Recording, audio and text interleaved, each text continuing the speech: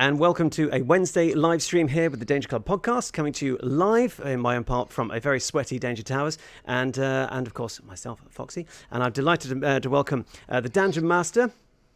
Hello, everyone. And Colin. Hi, Colin. Hello. Hi, everyone. Now we're trying out a slightly new format that we sort of prototyped with Dan a couple of weeks ago, which is streaming live to Twitch. This is the Twitch channel that you're currently viewing on, in case you've had some sort of memory loss. That's what it's called. And we've done a few improvements since the last time we were talking, so you can actually chat in the chat function. So if you want to talk to us, then you can. So it will come up on the screen, and I'll be able to pass your questions on. If you do not have access to that, or you don't want to use that one, we are live on Discord as well. So if you want to put any questions, you can do so. But I think it's going to be a fairly relaxed session this evening. It's too hot for anything else, frankly. And my God, I think we're going to throw it open. Hey, so we straight away got the mighty Stu Jackson saying, "Hey, chaps." So it works. Stu Jackson. Oh, also, of course, if there are any technical problems, which are often beset as live streams, do let us know if there's any problems with the sound or anything like that, and we shall endeavour to fix them straight away. And I will pass on any questions. However, if there are any compliments for Colin and Dan, I'll just keep those to myself. So, how are we feeling, gents? What? Unbelievable. Hot, I think, is how we are feeling. Yeah. I saw messages on Twitter that Candice is getting rained on. Like the storms have hit there, and some people we know have been hit by these mega storms, which are supposedly meant to be coming, and nothing here. No, absolutely nothing here horrendous. at all. It's although there are some clouds over there a little bit earlier, but no thunderstorms. Oh, there we go. No. I've been recording little bits of audio for episode 100. I've been doing the last few little bits. Shh, don't tell people. It's all right. Some drunk guy spilled the beans on that last week on the stream. I've been recording a couple of bits in that, so I've been had windows and everything shut in the little sweat box, and it's been horrible. It's a really bad time to do that. No, how you doing, Cole? Yeah, good. I've been editing today, so I've been not editing Danger Club episodes, just editing some other stuff. But luckily, I've had the windows open, but even still, with the windows open, it's still pretty hot. It is pretty hot. We have had a weather update from Stu, with his missus is on scene in Oxfordshire, and apparently there are massive thunder and lightning storms and power outages. So so I think the stifling heat might soon be swept away in a biblical storm, which would be entertaining. We could use that would be such a. We're doing the Zoom thing, aren't we? Go on, you go. Oh no! Well, we sort of. Oh no! Look, do I need to separate you two? Is that what's going to happen? Yeah. This is. Yes. This is basically the conversation that me and James had about the Wednesday streams earlier in the week. Was that I basically was like, "Can you come and be the grown-up on the Wednesday streams?" Because it's just me rambling and I keep going off topic and not doing the thing that I said I was going to talk about in the episode. And and the last one I was drunk. Granted, it was James that got me drunk. So I'm not sure that's necessarily. That is absolutely correct. Have you got original sound turned on, Dan? For all those Zoom fans out there, turn on original sound. Original sound. Is this a hip hop thing? Because if you haven't got it up in this corner, right? Yeah. So it'll be this corner for you, won't it? I'm not sure. Yeah. Anyway, if it's not up in that corner, you haven't turned it on, and it's too late now, mate. Too late. Oh, what? Yeah. But I've turned it on, so hopefully there'll be less delay between you and I. Nice. Okay. Yeah, the delay doesn't seem too bad at the moment. I think we're going to have to allow for the usual Zoom kind of delays that are going on. And in fact, we have actually had our first question from Stu, and it is kind of related to this. Bit of a theme. So, how are we going to avoid ambient noise when we record episode 100? We're not. Oh, that's a technical one. That's a Colin question. We're not. I think, as you've probably heard in many episodes, in a lot of episodes, we often have ambient noise. Now, in the early days, there was a lot more because we had one microphone. We had one solitary microphone, and we tested it, which was brilliant. This is quite going back because we're going to talk about all the episodes today because we're doing episode 100. So back in like episode 1, 2, and 3, we had one solitary microphone sitting there on a table, and we tested it, and we were all sitting around, all huddled together.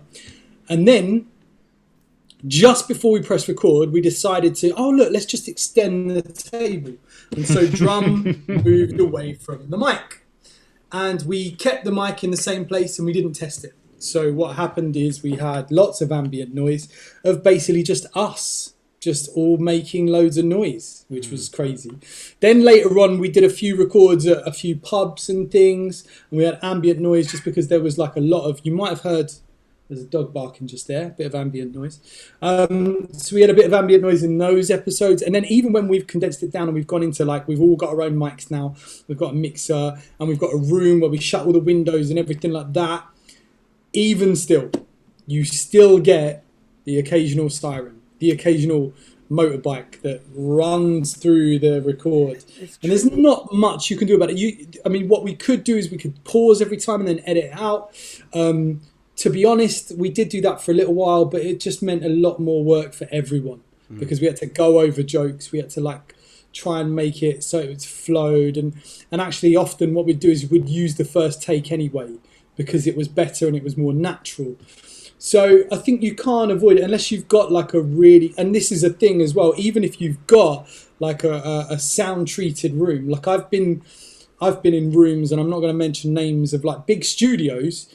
Even when you're recording there, sometimes you can still hear the stunt that's happening across the set in the other studio.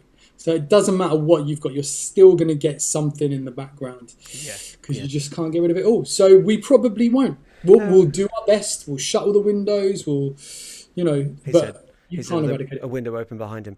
But in actual fact, students say this because of the heat at the moment. There is a bit more extra background noise. I've got a little fan running on my desk and I've got my double doors open because it is so very hot. And we're not technically recording great stuff. A little bit of history as well. The pub that we tried to record at was so bad that we, in fact, they messed up our booking, didn't they? But it was just, the noise was unbelievable. That's when we decided to decamp to Danger Towers, just for a one-off. And that turned into our regular recording. Yeah, we did. At least pre-End of the World. So the history was we recorded at Colin's old flat for a little while around the kitchen table with one mic. Then when we started using more than one mic, we did a run of episodes at Secret Weapon, our spiritual home. Ross and I went back there this week. We went and had a couple of beers in the skate bar. Nice. And it's still the same staff. It's still really great, but it is not a good venue for recording high quality audio because there are a lot of police sirens in Stratford. Yes. Turns out. There's also we didn't even think about it, but there's a pedestrian crossing right outside the window. So, if you listen to those episodes, I can't exactly remember the exact numbers, but you get this beep beep beep beep beep beep beep beep beep beep beep. All the time. Candice. Yeah. Hello, Candice. She said, hello, Candice. Secret weapon. Yes, the secret weapon. We just, these little things you don't realise until you're there and you're like, Yeah. I wanted to do it so much because that seemed like the cool thing to like have a location record.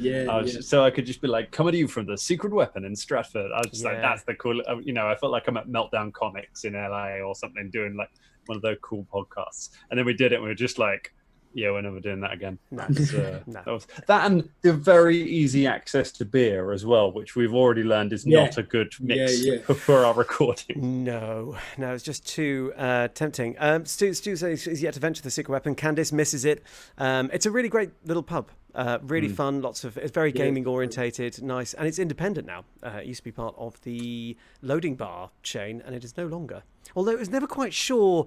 It was almost like it was kind of being controlled by the mafia of the gaming sort of clubs in London. There was sort of like semi-controlled by the Secret Weapon, but I mean, there are many stories from some of the people we've met around the Secret Weapon about their relationship with Loading Bar and how all of that worked. None of which we are going to say on a stream for libel reasons. Absolutely because not. No. That was not a happy divorce. I think we have enjoyed all of those venues. But it's a wonderful bar. Yeah, and I just say, Loading Bar is great as well. Yeah. Loading Bar's venues are really nice. Yeah, we've and had... Loading Bar Brighton was really lovely to us when we visited them. Weren't they? Advertised the show and all sorts. Yeah, no, they're absolutely lovely to us, but no comment on that. Alakar's joined us. Hello, Alakar. Hey, Chris. Well, Chris. And he says he's just agreeing with Colin. Unless you're willing to drop thousands of pounds on soundproof equipment, you're unlikely to get a perfect recording. He hasn't heard. He's disagreeing. No, he's agreeing. He's saying like, unless you do that, right. Why is he disagreeing? No, I'm joking. He hasn't heard a podcast yet with perfect sound without a lot of editing. And and let's face it, Colin does a lot of editing already. So not content mind, but just making it sound as amazing as it does. So that's great. Have either of you guys, talking about audio quality, if we're going back to the beginning, have either of you guys gone back and listened to any of the really early episodes recently? Like the first 10, before we got the mixer, before we moved, before we started using multiple mics. There. Do you know what? We started using multiple mics after episode 3. We did have more because what we were trying to do, because I did a lot of research on this, is we were trying to use more than one USB mic. Now there is a way to do this. You can plug more than one USB mic into your system using GarageBand, which is what we record on. And what you have to do is create something called an aggregate device. Now we got up to 3 mics. So 3 USB mics all sitting round, and there were 2 of us huddled round, if you remember, 2 of us huddled round 3 mics. So 2 of us on 1 mic, if you know what I mean. And we did that for quite a while. We did that for a good sort of 10, maybe 15 episodes, actually. We did it for quite a while. And we got some really good results out of it. However, what we tried then to do is add more USB mics. But we found out very quickly that the power that runs through the Mac doesn't power more than 3 microphones. It kind of does, but the more you add, the less power it gets. So we tried everything. We got this whole USB power stick that was going to power every mic individually. Oh, yeah. And we thought that's going to win. Do you remember that? That was the day that we recorded at the Weapon, actually. And we sat down, we had this whole thing. We powered we had 6 USB mics all powered in. And I got to 3. And then I think I even got a 4th working. But then 5 and 6 didn't work. Yeah. So we just had to go back to the drawing board. And it was like, okay, we've tried everything now. Let's get a mixer. Yeah. And so, yeah. Yeah, I was just going to say, Rob Vergerg has joined us. Hello. And actually, they find it's too much is made of sound quality. As long as the volume is consistent and I can't hear loads of clattering dice or background noise, then it's fine for me. And it's as long as it doesn't sound like you have stuck a snowball mic in the middle of the table. I mean, we're pretty much like that the first one we did, but I think it adds to the charm.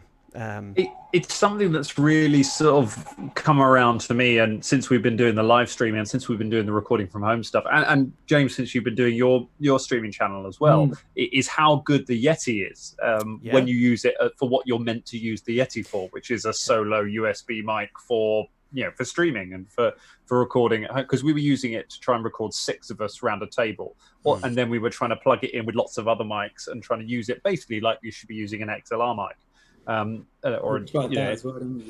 so we tried all this sort of stuff, and it was just never working. And I remember just being like, I don't know why people pay all this money for a Yeti mic, man. This thing's garbage. This doesn't do it, And then since we've just been using it properly, it's been amazing. And James is consistently one of the best sounding people on the remote records, just because the quality of sound it gives. Thanks very much. It was. I remember a particular comic moment where I was delighted to finally, because I bought the Blue Yeti to use it at home for sound recording, audiobooks, things like that. Never got around to using it, and then I was like, yes, finally, Colin, I get to use my mic, and I got it for a really good price, but it still costs quite a lot of money, and I'm so glad. And Colin was like, I can't use it.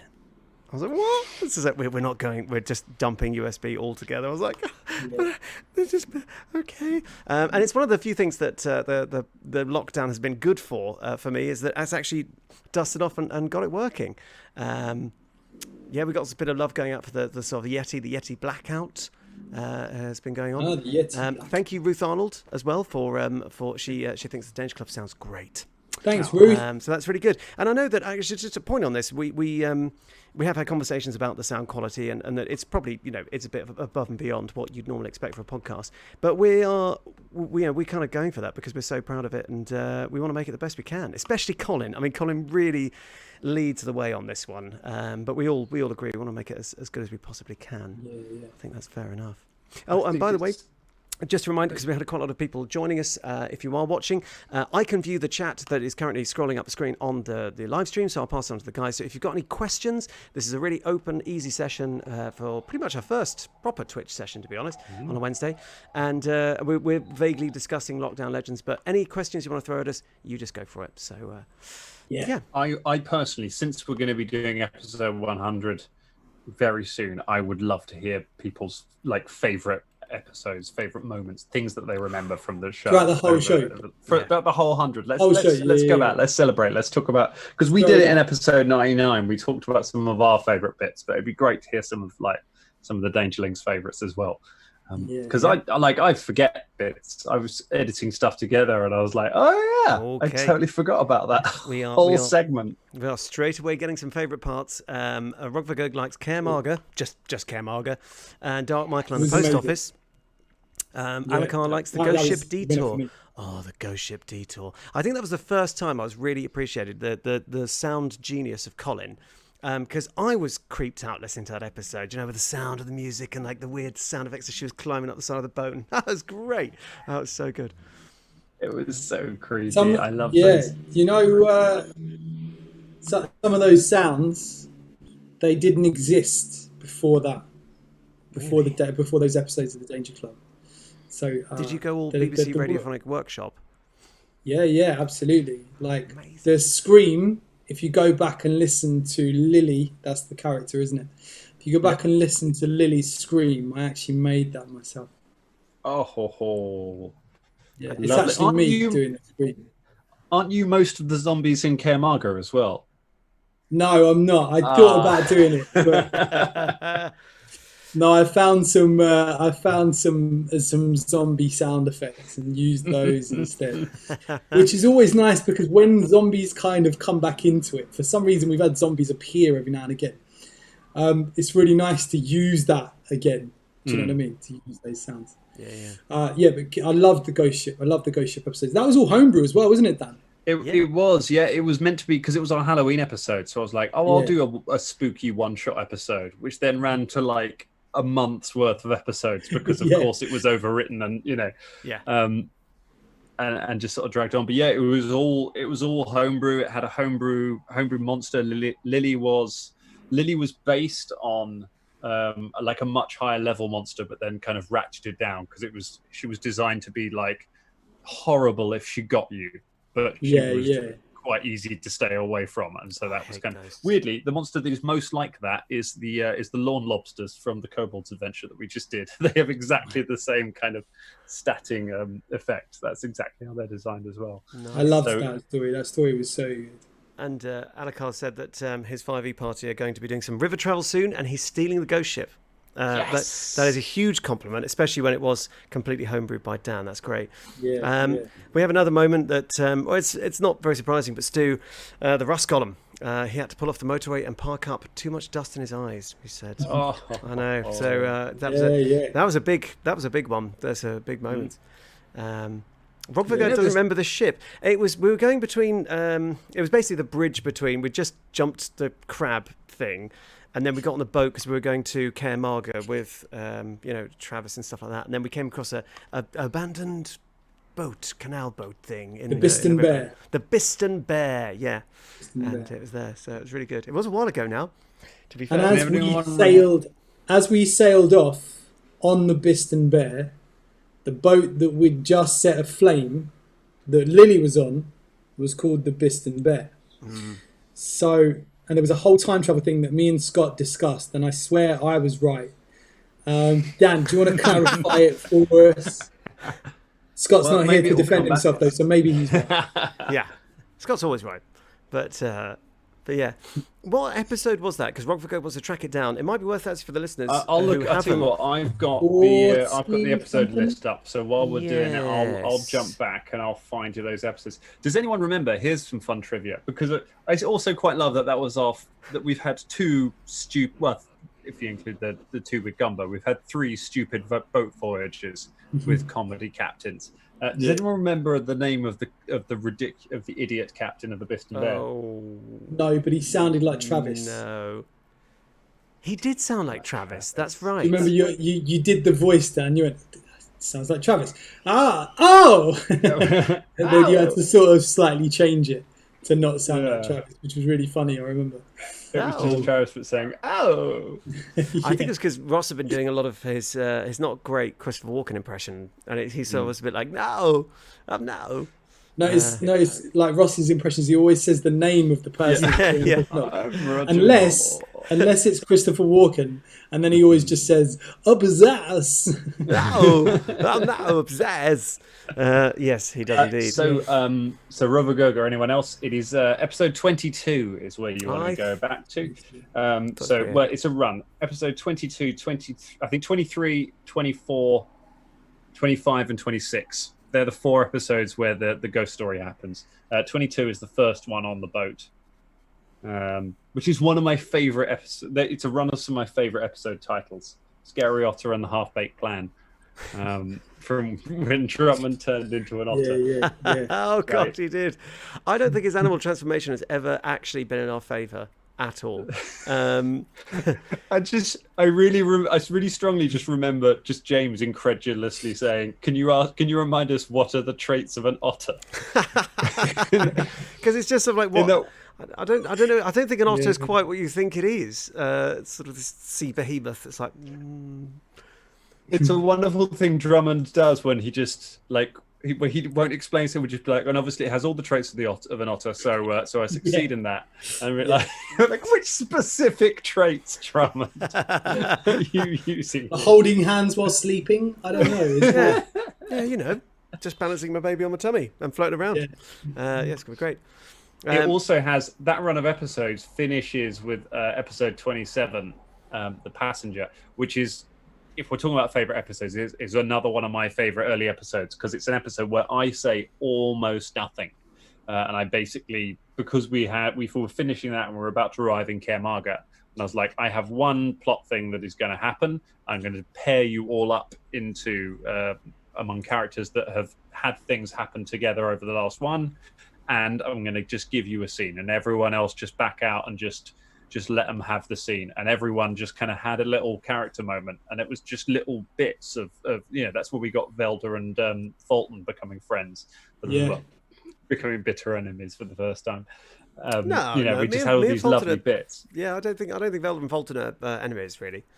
No, you're not now, but that was Velda leaves, which was followed by the tent, which was followed by Velda being pushed into the zombie pit. But then, actually, that led to probably the most defining moment of our friendship up to that point, which is when we were in the pit with the zombies, and we were hanging onto the rope, and we basically made a call to either die together or get rescued, and you guys managed to pull up the rope, and that was a great moment. I remember being very tense there. That was nearly 2 players going out. Because we really were in a lot of trouble, those zombies. Well, that was a classic episode where I don't know, I think Fulton just changed the rules. Like, we all had a plan. He always changed and then Fulton just pushed you in. Yeah. And it was like, right, what? okay. What? I just pushed him in. It's like, but now we all have to go down there or do something. Yeah. And everyone was getting mad with each other, going, "I thought we were pulling the rope. I thought we were going down there." Like, anyway, that was funny. It was one of those times as a GM that everything just kind of knocked onto each other, and things just made the story work because everyone let Caragor down in that episode. Like, Caragor had a plan that should have worked, and everyone messed it up. And by the end of it, he was furious. No. See, actually, if I remember correctly, what happened is we set up a plan, and then Caragor changed his mind. Yeah, so Caragor. We were all going to pull on the rope, and then Caragor ran to the front and started shooting arrows. So we couldn't pull up the rope. So actually, Scott got furious at himself. I mean, either way, So I remember listening back, him having a go at us, and me going, "Hang on a minute." Love the drama. Yeah. Either way, it put that rift between Caragor and M, which there hadn't been. Like it had been the Bowmans up to that point, and it put that sort of rift in. It meant when Freya turned up, and there were opposite ideas of whether to trust her or not, everyone kind of just went with Caragor because it was, because you already had that sort of that tension there, which obviously made the rest of the setup. We've had a couple more. Cheers here. A couple more sort of moments that were nice. Stu had actual tears when Velda managed to save Travis with his gusty wind, which was quite a thing. Who can forget Fulton's army of beggars? Alakar says. Spears Morgan, Rogvergerg. I mean, there have been many moments that have been really great. But having said that, moving on to a slightly different topic, and this is something that we know has affected podcasts across the board. Ruth has said that she's finding it hard to keep up in lockdown. She's lost 6 hours of commuting listening a week. And Rogvergerg says, he can't, he struggles to listen when he's not on the move somewhere. And it's really, really, it's difficult. And I think all the podcasts have struggled. I mean, what do you say to that, guys? Well, I've definitely done the same thing. There's podcasts that I listen to that I usually would listen to when I'm commuting or traveling, because we go all over London when we're working. So done the same thing. Absolutely, same thing. Yeah. How about you, Dan? I download about 15 to 20 hours of podcasts a week. Like, I get through a lot of podcasts. It's I listen to them all over around the house and traveling. But even for me, I have struggled to get through everything, and I'm still like, my unlistened list is around 40 at the moment. Like, I think the most recent one I've got left to listen to is probably our review of the APG, which was 2 weeks ago, I think. So 2 weeks behind is a lot for me on podcasts, and it does affect. It's affected a lot of things. We took a real hit in the early part of lockdown in terms of people listening, because commuting's when you listen to podcasts, or working is when you listen to podcasts. And if people who are furloughed aren't just working from home, they're not, so they're not listening to it. So it does have an impact, which was sort of why we wanted to do Lockdown Legends, I think, partly, because it was going to be, because we knew that people might fall behind. Yeah. And we kind of wanted as many people as possible to be there and together for episode 100. So kind of, hopefully by the time this airs on Monday, even if a lot of people are still behind on Lockdown Legends, that's fine. You don't need to know those to get episode 100. You're going to get a lot more from it if you do, because there's some massive revelations in some of those. But hopefully it's given people time to catch up a little bit and get to where we want. Yeah. Oh, sorry. Oh, no. I was going to say, of course, and now things are starting to go back to normal a little bit. You can. That's now the time we can be like, do you know what? I'll go back and listen to Lockdown Legends. And we did make it so I haven't lost anything. But Colin. Do you know, I've started doing, this sounds a bit like Bubba, but like podcasts are something I enjoy. And I've realised over the last couple of weeks, instead of thinking I haven't got time for that, I've started making time for it. So just changing my routine ever so slightly. And when you've got things like that, if you're working from home, for instance, if you're starting at like 9 o'clock, I would use the hour beforehand to go, right, okay, well, that's not when I'm going to get ready for work, and I'm not just going to get up from the sofa. I'm going to get up a little bit earlier and do all that first. And then I'll do something else. I'll do for an hour or 45 minutes. I'll listen to a podcast while I'm doing the washing up or cleaning up. So then I start my day at work having done what I would have done anyway. Do you see what I mean? So I think, just because the world has changed, it doesn't mean you need to drop off the things that do make you feel good. Because I've got podcasts that really help me through things. And I think, as Dan said the other day, like having people tell us, when did you said this ages ago, didn't you? Where, a while ago. Yeah, some people emailed us in and just said that it's a wonderful thing to listen to the podcast when they're going through tough times. So when we hear that sort of stuff, it's amazing. So yeah, you've got to remind yourself to you got to be positive, man. Yeah. You do, and we did get some feedback from some of you Dangerlings that you were very pleased that we were still on the air releasing episodes, because everything was so flippin' grim and changing, and everything was so in flux that having at least, obviously we've had to. It's been a slightly rocky road technologically sometimes, but we have managed to keep up the podcast, and we will not do anything else, to be honest. But and broadly speaking, another thing we've done inadvertently, which having watched a lot of TV and stuff over the lockdown, is we've managed to avoid any of our stories being particularly pandemic or lockdown themed. Which is the thing, like when you're watching TV at the moment, and you're just like, everything feels like it's about now. Everything because it's such a trope of Hollywood. It's like there's always a plague or a virus, or there's always people who can't leave somewhere, and it's just like. It's just draining completely. Whereas this, I think we've managed to largely avoid it. I mean, it will go out of the window when we get onto the slithering later on. But for now, completely fine. So second wave, strap in. We're going to be right there. Maybe there's an episode in that, Dan. Though maybe we should do like a bonus episode where the Danger Club are, in lockdown. I mean, I've always wanted to do a bottle episode. I'd love to do a bottle episode where you have the Danger Club who are all trapped, or even two members of it who are trapped in like a tiny space together. Like imagine sort of Velda and Fulton are like trapped underground in a collapsed building together, and it's just an hour of the two of them just bickering and talking about stuff. I was like, that could be amazing. That's when you start getting to that. That's completely unpractical to do. But I was like, it seems like fun. Yeah, I feel like we could do something fun with it. No, what are I'm taking over. Sorry, James. What's next? No, we do have a question. We do have a question that came in ages and ages ago, but I didn't ignore it. I realised we were in a bit of a flow about something else. Rockvergurg, did agree that there is something in the pandemic in almost everything he's watched. House MD, Parks and Rec. It is a common theme. Disaster. But Alakar asked a question for everyone, but mostly James and Colin. What's your favourite NPC Dan has come up with, and why is it Dark Michael? Colin. Dark Michael is a very good NPC. For me, do you have someone you prefer? Do you know what? All Dan's NPCs are great. Oh, shut up! I'm cancelling. I'm sorry, we're having trouble with your sound, Colin. I'm having a shut the mic. I really like Dark. Dark Michael was such a great creation.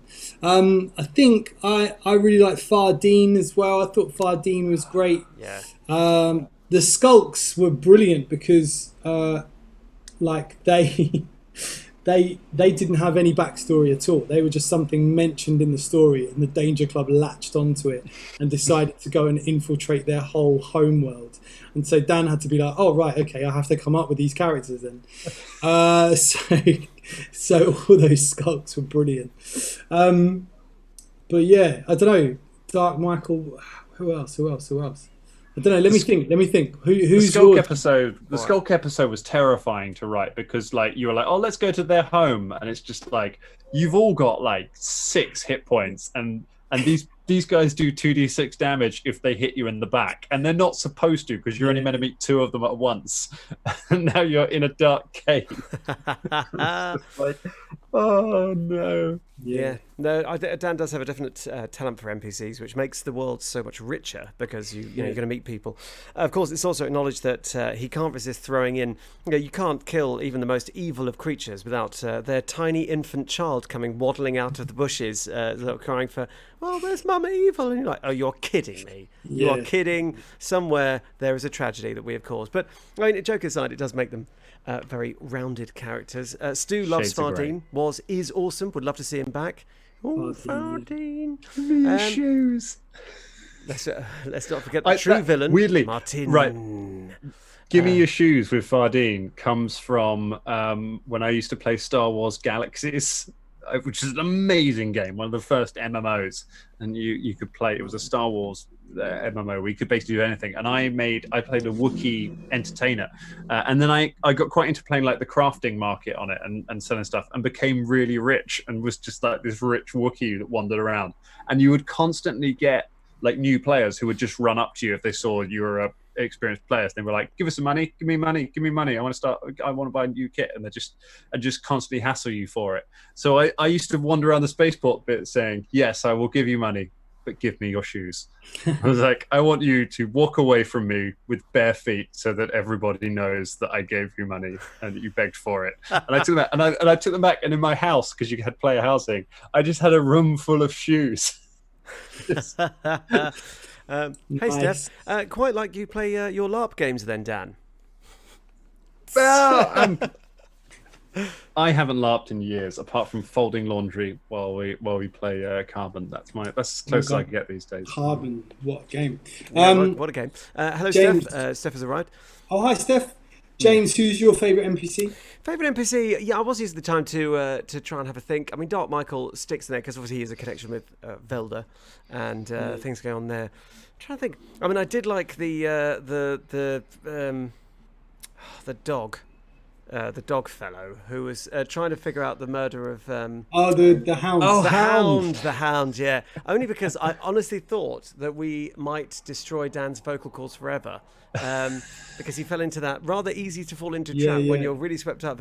Oh, but I like a really funny voice. And actually, if you do the Batman voice or something like that, it absolutely kills it. Yeah. There's a reason your vocal cords don't do that. So yes. I loved him so much. There was a good gag though, wasn't there?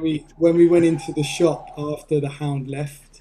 Yes. You were like, "Thank God I don't have to do that voice again." And then you went, "Hello," and it was like it was worth it just for the gag, because all of us like. It hurts so much. And then you're like, "Why did I do that? Why did I do that?" I had an interesting theory. I can't remember who I was talking to. I think it was Ross I was talking to about this.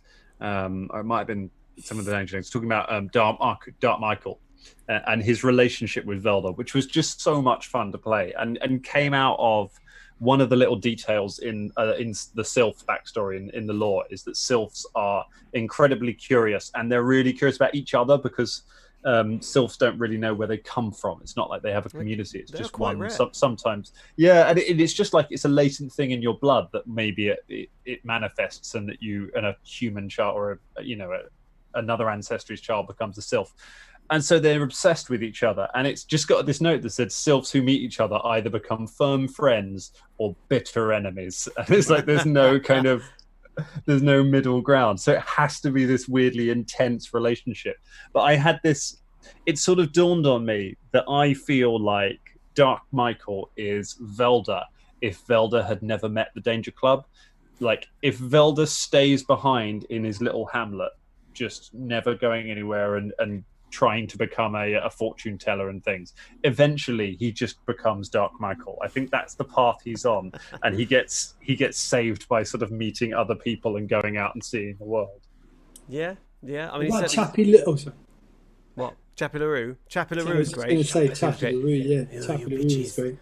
I still get angry messages from Leaksy from time to time demanding Chappie LaRue comes back, despite the fact Chappie LaRue was ripped to pieces. That would be a Dallas style kind of like comeback. It was like, hey, he died so bad, so bad. And I think he even came back as a zombie and still died. So that was definitely, they're definitely gone. Alakar has reassured us all that Dan is a consummate professional at LARPing. We never once trolled anyone repeatedly, which I know is a lie. You pushed a young boy into a lake. Anyway, he looked like a monster. I've been through this a million times. He looked frightening. There we are. This is being recorded, by the way, for legal purposes. We did have another question from Stu. This is a slightly different tactic, and I'm not sure what we can say. So another question. What was the reasoning behind Ross changing from Fulton to Beelzebub? Surely Fulton's story has not run its course. So he wanted to change. He liked Beelzebub. I was obviously, and he's a good voice. I was obviously very, very keen for an alchemist to join the group. I thought that's a really interesting character to have in a show that's just gone to second edition. We'd also had this thing that Fulton had been really kicked around a lot. Like he'd had so many awful things happen to him in a real short space of time, and to an extent we were getting really good character development from it. But there's also how do you necessarily square that with going off now on a completely different tangent and going off to Absalom and following this different thread when he's still got all of this unfinished story?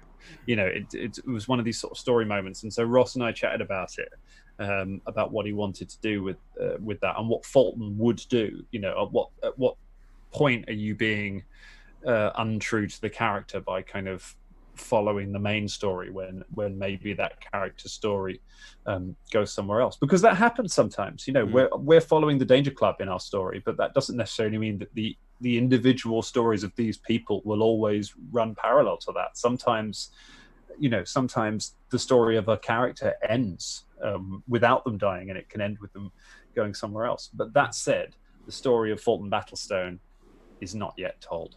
Whoa. Oh, you what? But no, I think it is. I've still got a junk golem to send after him. Don't worry, guys.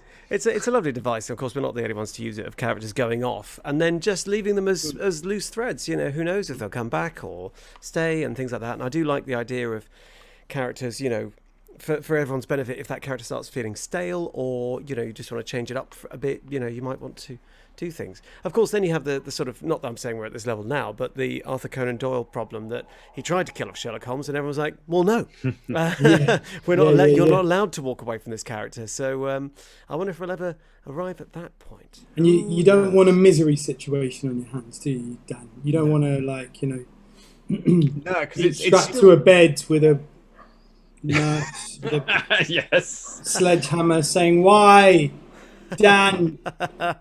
Can never leave. I mean, do you like? Obviously, Colin, you've had a character change throughout. Yeah.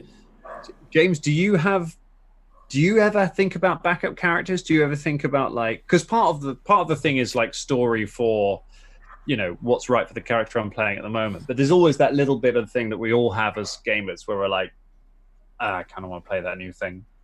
And I'm terrible. I won't play a character for more than about 10 games until I'm bored with it. I never play characters very long. Yeah. But do you ever feel like that? Do you ever feel the pull of new characters? You do kind of get invested in the characters you're playing, of course. I tell you what really did make me want to sort of look at new characters was going through the Yablance Player's Guide. In our last video, there was loads of really cool stuff, and I think that now Pathfinder 2nd Edition is really starting to get in its stride. I think I am feeling a little bit more like, there's some cool stuff in there that'd be fun to play. I mean, I think the itch has been somewhat. This Stu's gone rat folk. Yeah, definitely rat folk. How cool are they? But I think that the itch has definitely been scratched by the fact that we have done a lot of smaller adventures, and this actually answers your question as well, because I do now have quite a plethora of characters that we've drawn up that I'm quite fond of. I quite liked. Candice has said, "Don't you dare get rid of Velda." No, he's not going anywhere. But should something happen? Or is he? I mean, we didn't think MZ was going anywhere. Oh, God, let's start that. By the way, Steph. I don't know. I think we did. I think we had episodes and episodes of them.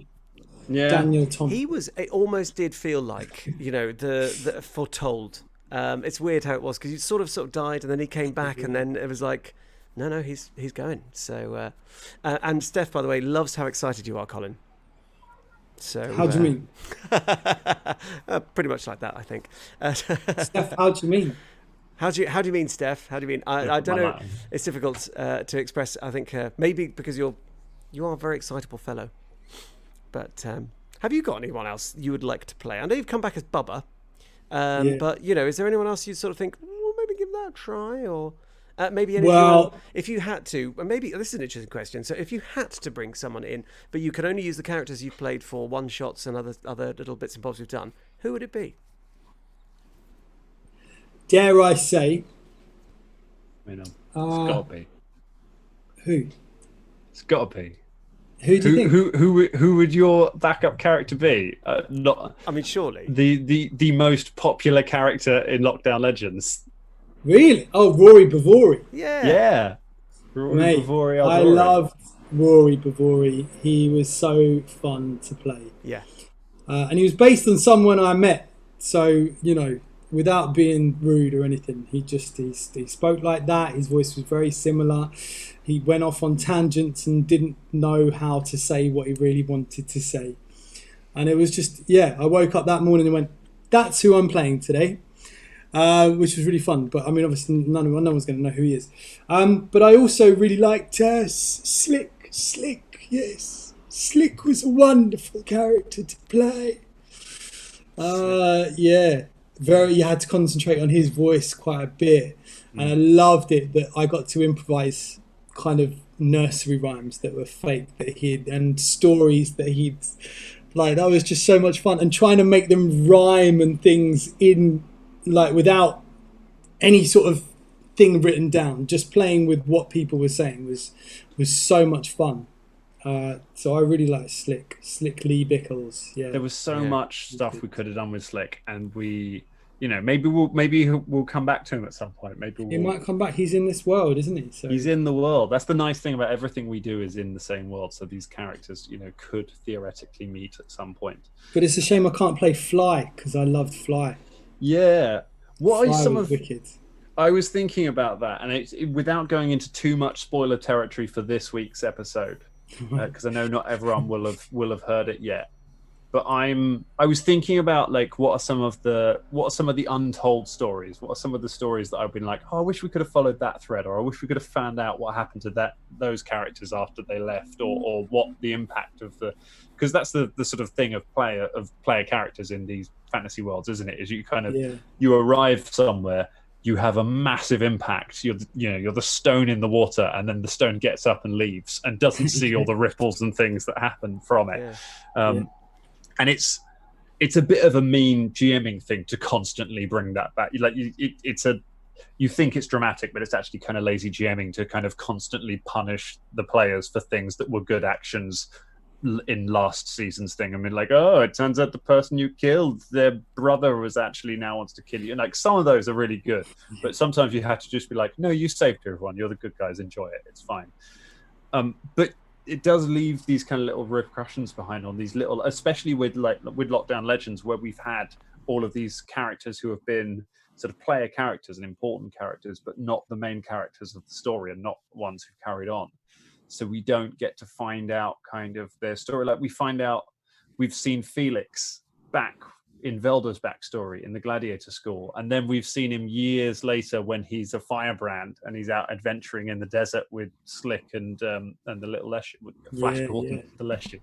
But we don't know what's happened between that. And I'm without spoiling anything for this week's episode, I if I could do one thing, I would love to know the story of the other characters in Shania's backstory after that ends, because it's 200 years. And there's so many, they all end up going off in such interesting directions, and it's just like, maybe we'll find out a bit about some of them, but I definitely think some of them will be cropping up again. Certainly.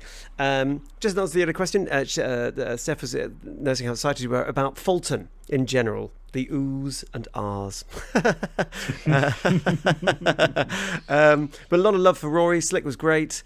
This is quite interesting. Stu wonders what Travis and Ica are up to as well. That was another story that never got resolved. They just went off, and who knows where that carnival is. And actually that whole carnival with their new Gollum.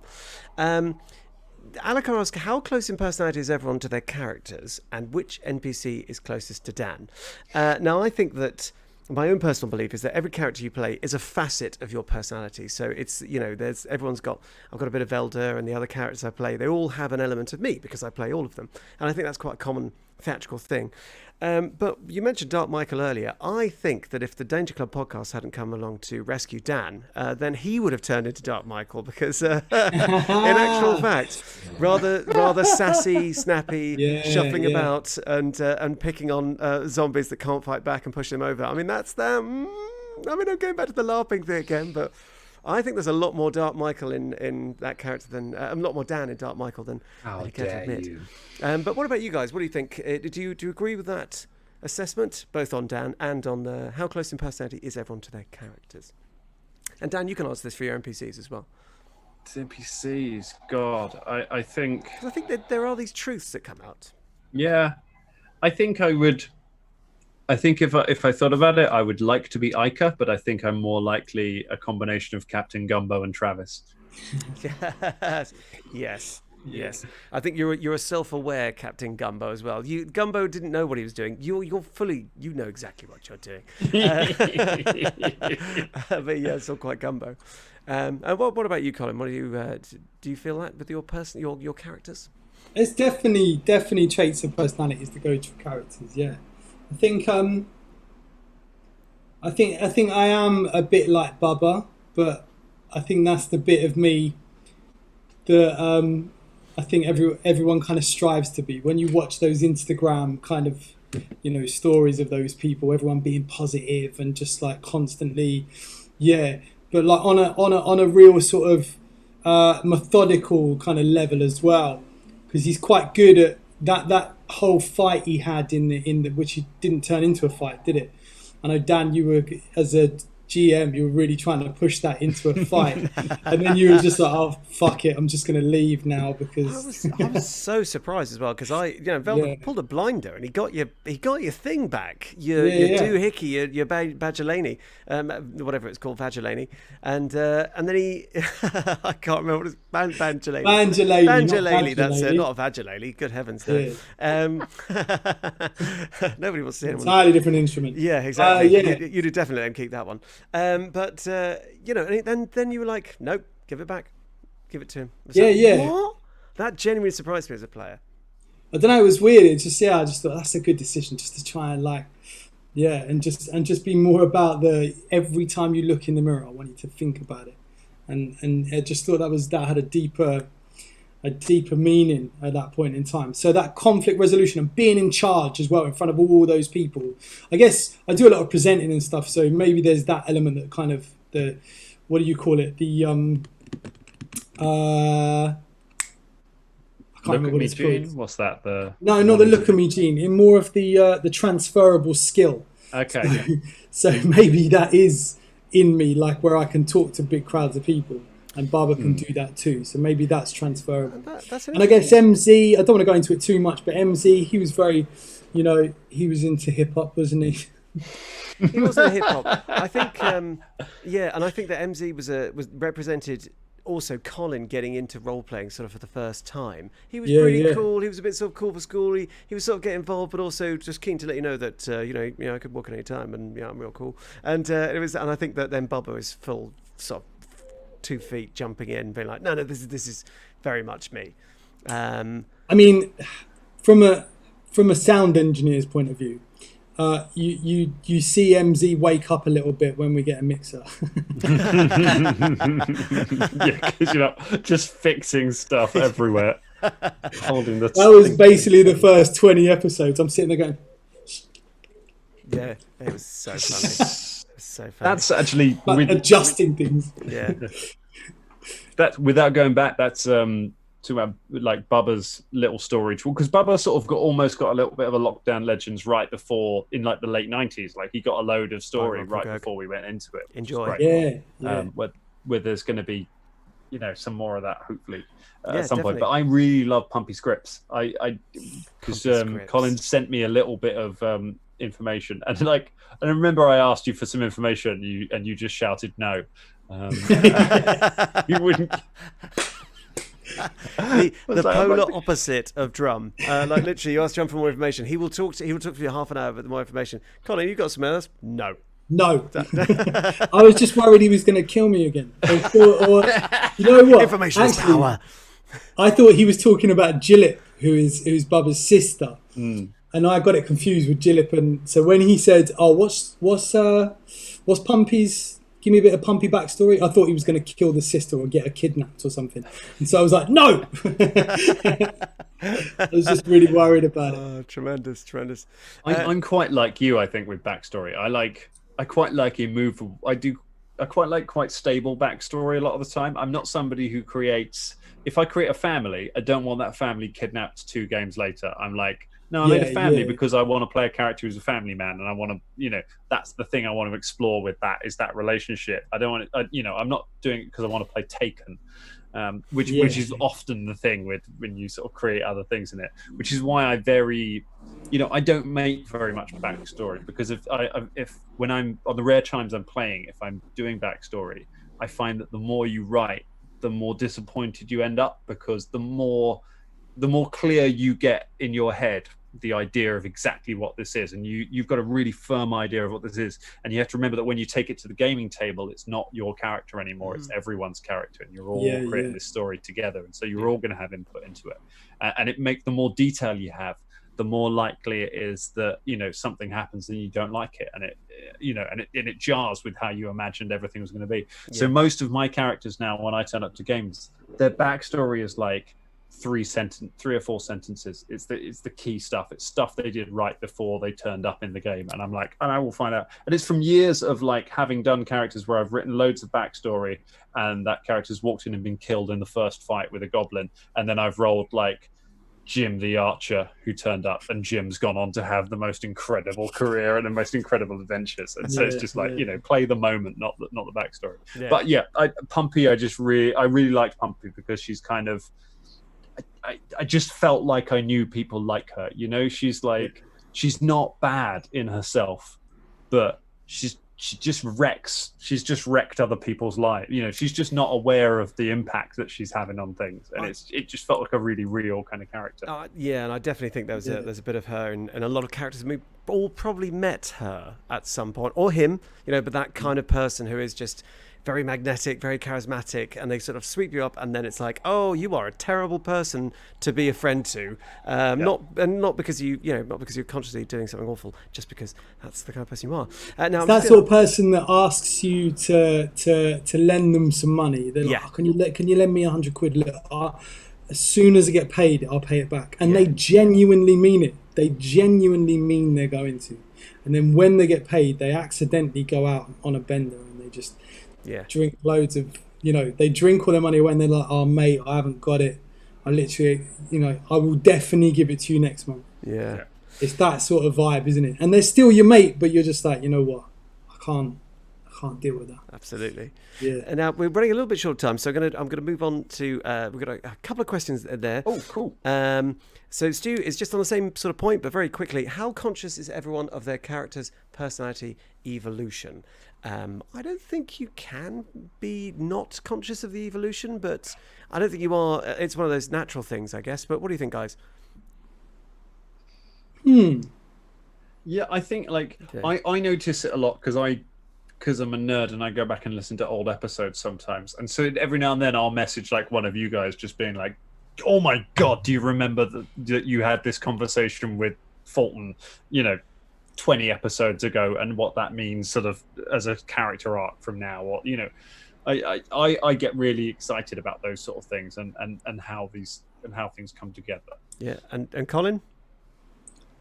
I mean, I'm definitely aware of it in the same way that Dan is, actually, just because I've listened to all the episodes once or twice when I'm recording them, when I'm editing them, and then I've listened to them again and again because I go back every now and again and run through the whole.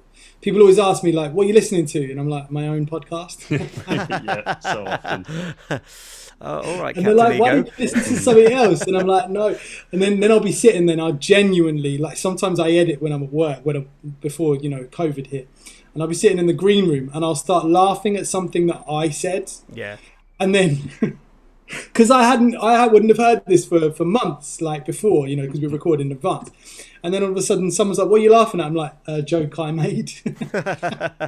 I've definitely laughed at something I said. Well, because you didn't. Stu made me laugh out loud in the gym yesterday, listening to his podcast, listening to Tales of the 20 Side. It was a Stu joke as well. So thank you, Stu. It was Stu. Awesome. Amazing work. Laughing on the cross trainer. And sorry. Well, I was only going to say that Alucard did agree as well. Pathfinder 2's backgrounds are great for that, for the characters and all that kind of stuff. Really Stu has got a smiley, happy face. We are running very short of time, so was there a quick point, Dan? Yeah, it was just sort of saying about character relationships. It's one thing I maybe would do differently, and one thing I always do now if I'm running a new campaign is how you set up character relationships at the start.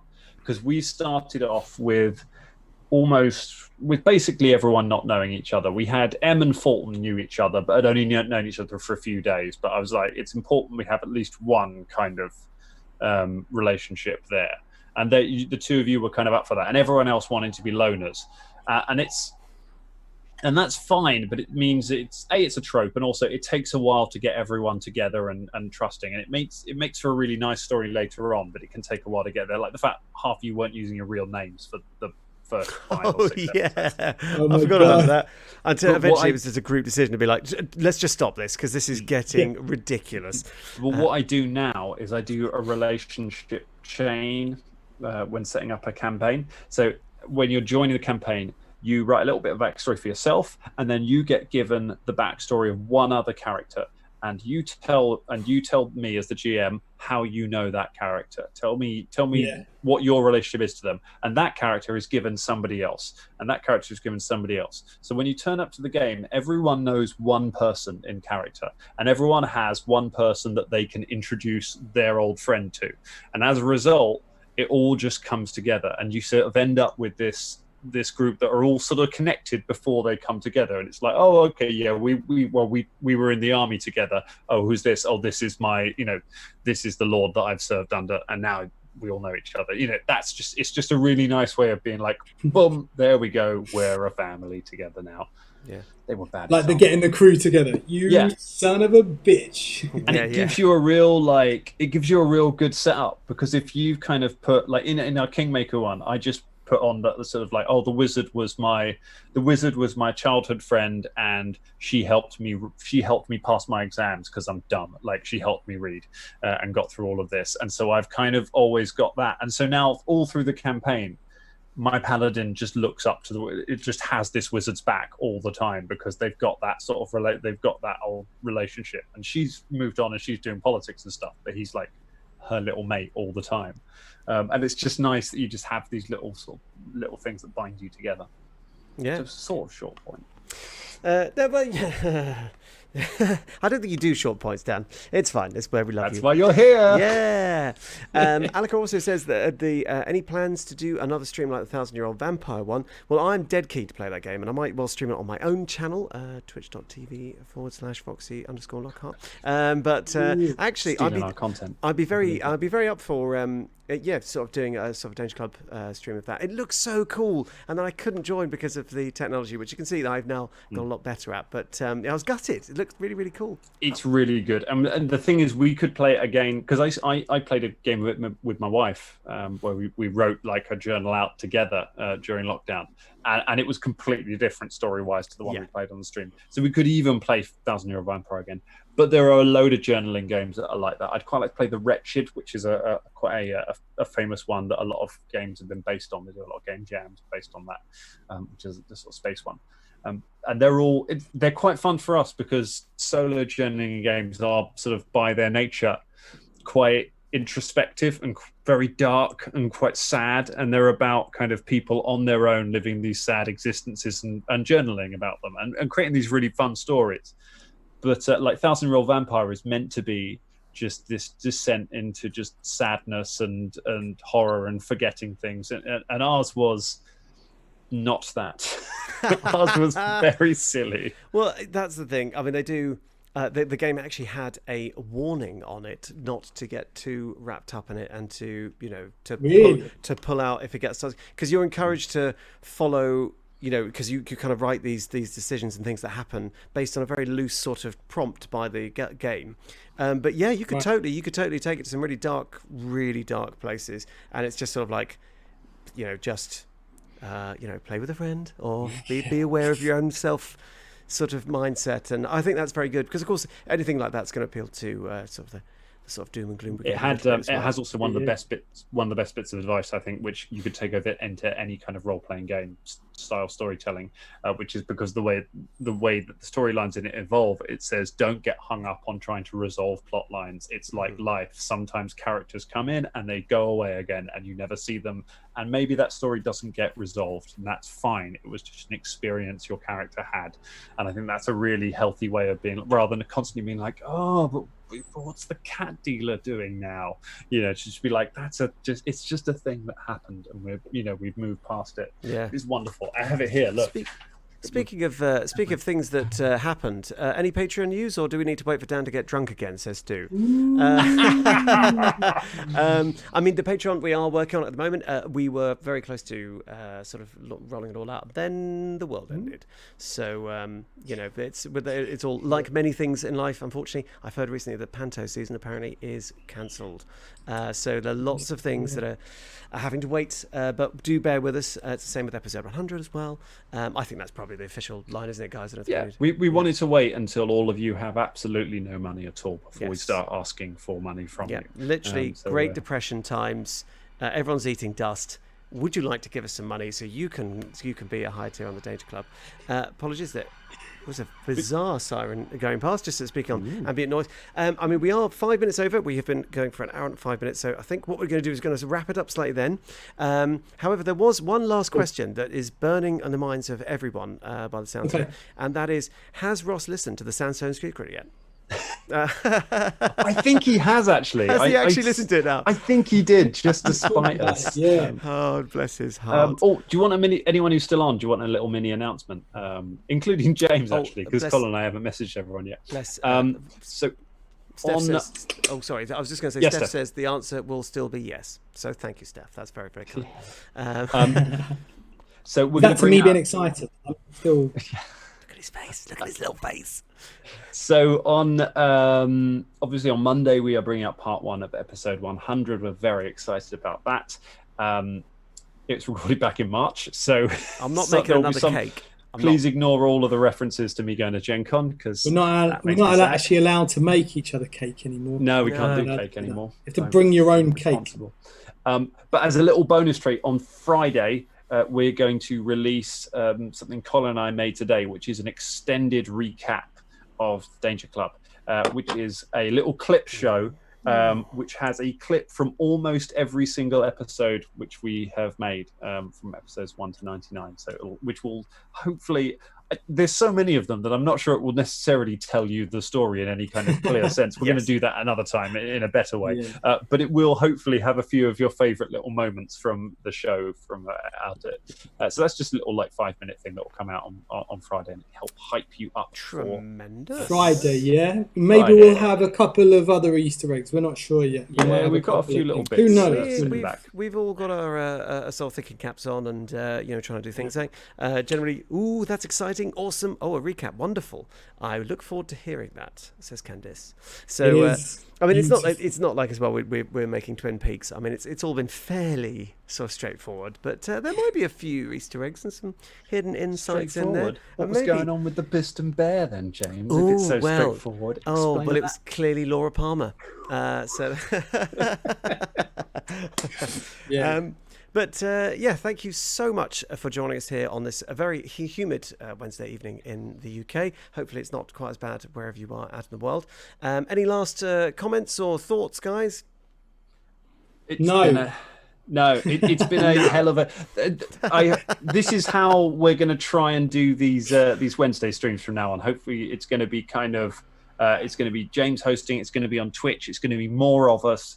Some weeks it will just be me and James. Some weeks it will be others, and we'll talk about whatever. We'll try and keep some topics and things going on. But as much fun as it has been to have me ranting at you in my tiny webcam in my room on my own, it's nice to try and have some of the rest of us on there. And we're going to do that. And we're not calling it DMQs anymore, because I've always hated the name DMQs. And only a third of our listeners understand what that joke means anyway, because most of our listeners are American, and PMQs isn't a thing in America. So, do you know what? So if you have, even I didn't get the joke.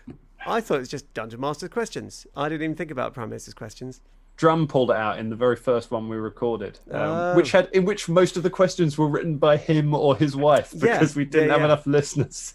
No, because it's... that was the time where the mic was the wrong way round. Yes. We were so good. We were so good at audio back then.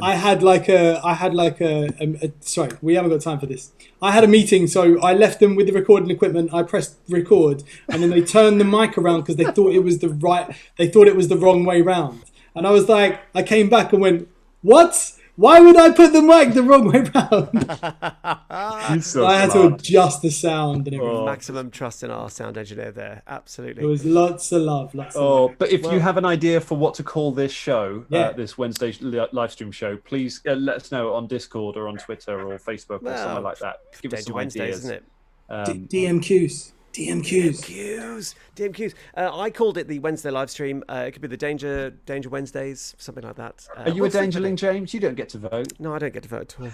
I'm going to have to write it as someone else. But thanks so much for joining us. I think that's all we've got time for. So it's Danger Chat, Danger Club Live. These are the suggestions coming through from the Dangerlings. I tell you what, answers on the on a maybe even set up a Discord channel to rename the Wednesday live stream. Now we're on Twitch. It will also improve and start looking a little bit better and start looking a bit more whizzy, a bit more like my own live stream. So because now I have the keys to the kingdom, so I can change it. What a kingdom it will be. The mighty kingdom of Wednesdays. But I think that's all we've got time for. So goodbye from Dan. Bye, everyone. A goodbye from Colin. See you, team. And of course, you all know this, but the Danger Club podcast is available on all good platforms. Can you name them all, Dan? It is available on Facebook, Twitter, Tumblr, Instagram, YouTube, Discord, Twitch, and that's all of them, isn't it? They'll do Instagram. I'm going to pass it to Colin for the final answer. We were looking for Facebook. I'm not sure he did play Facebook. I'm afraid that Colin wins the might have leaded crystal vase. And all good podcast providers. Dan goes Yes, home. on Alexa now, actually. Ask Alexa to play Danger Club Podcast. I think it works. cool. I only set it up the other day. I haven't tested Let's try it it yet. live. Try it live. Before I we haven't go, got let's her in try the it. room. Well, there we go. Oh. Yes, let's not get Jeff in on this action. So, but yes, thank you so much for joining us, and do jump on our Discord as well. There's a lovely community on there, and this is all from all of us signing off. Good night, Bye, everyone.